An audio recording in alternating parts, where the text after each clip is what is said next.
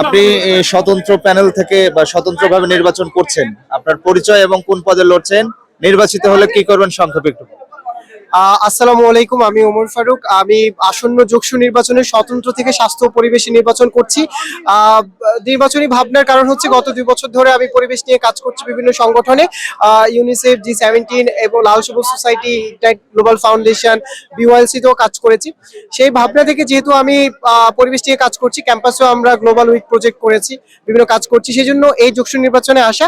যখন এই পদটা ছিল না আমি আসলে নির্বাচনে আসতে চাইনি, বাট যখন এই পদটা ইনক্লুড করা হয়েছে আমি নির্বাচন করতে আগ্রহী হয়েছি, কারণ আমার যেহেতু এখানে এক্সপার্টিস আছে, আমি এখানে কাজ করতে চাই। যোগসু একটা বড় প্ল্যাটফর্ম, শিক্ষার্থীদের নিয়ে ভালোভাবে কাজ করা যাবে, জগন্নাথ নিয়ে কাজ করা যাবে।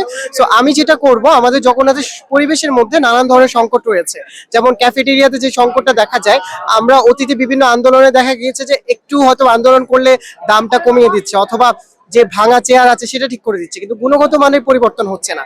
আমি গুণগত মানের পরিবর্তনের জন্য যেটা করব, ভালো মানের শেফ নিয়ে এসে আমাদের ক্যাফেটেরিয়া যারা রান্নার সাথে জড়িত আছেন তাদেরকে ট্রেন করাবো, এবং তারা যাতে স্বাস্থ্যসম্মত এবং মানসম্মত এবং খাবারে যাতে বৈচিত্র্যতা নিয়ে আসতে পারে সেই জিনিসটি করব। আমার দ্বিতীয় ইশতেহার হচ্ছে, আমাদের জগন্নাথের যে ওয়াশরুম গুলো, এটার সাথে আপনি পাবলিক ওয়াশরুমের পার্থক্য খুব একটা করতে পারবেন না। যেটা হয় যে সেখানে কমোড গুলো ভাঙা থাকে, আনইউজেবল থাকে, আর টেপ নষ্ট থাকে, টিস্যু থাকে না, সাবান থাকে না। একটা পাবলিক ইউনিভার্সিটিতে এত হাজার শিক্ষার্থী পড়াশোনা করছে যারা দেশের ভবিষ্যৎ, দেশকে লিড করবে, তাদের যদি আপব্রিঙ্গিংটা এভাবে হয় তাহলে তারা কি শিখবে? সো আমার একেবারে স্ট্রেট কথা, প্রত্যেকটা ফ্লোরে, প্রত্যেকটা বিল্ডিং আমি পরিচ্ছন্নতা কর্মী রাখার ব্যবস্থা করব, যারা সর্বক্ষণ এই পরিষ্কার কাজের সাথে নিয়োজিত থাকবেন, এবং যাতে একটা স্বচ্ছ সুন্দর পরিবেশ আমরা আমাদের পেতে পারি, স্যানিটেশন থেকে শুরু করে সবকিছু।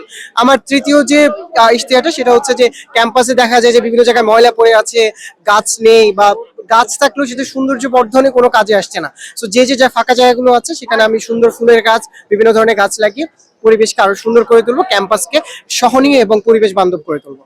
নির্বাচনের পরিবেশ কেমন দেখছেন? আলহামদুলিল্লাহ, অনেক মানে জগন্নাথের ইতিহাসে তো এটা প্রথম, জগন্নাথ ইউনিভার্সিটি হওয়ার পরে। সো সবাই অনেক উৎসব মুখর, প্রার্থীরা এবং শিক্ষার্থীরা, কারণ আসলে যোগসু এমন একটা প্ল্যাটফর্ম, সেখানে আসলে গতানুগতিক রাজনৈতিক বাইরে গিয়ে চিন্তা করা যায়, শিক্ষার্থীদেরকে প্রশ্ন করা যায়, প্রার্থীরাও নিজেদের প্রশ্নের মুখোমুখি হতে পারেন। সো আমি ভালোই দেখছি, প্রার্থীরা ভালো কাজ করার আশ্বাস দিচ্ছেন এবং শিক্ষার্থীরা আমাদেরকে সাপোর্ট করছেন। সো আমি যদি আমার পার্সোনাল কথা বলি, সেটা হচ্ছে যে আমি জগন্নাথে বিভিন্ন সংগঠনের সাথে কাজ করেছি, ক্যারিয়ার ক্লাব, আবৃত্তি সংসদ, বিএনসিসি।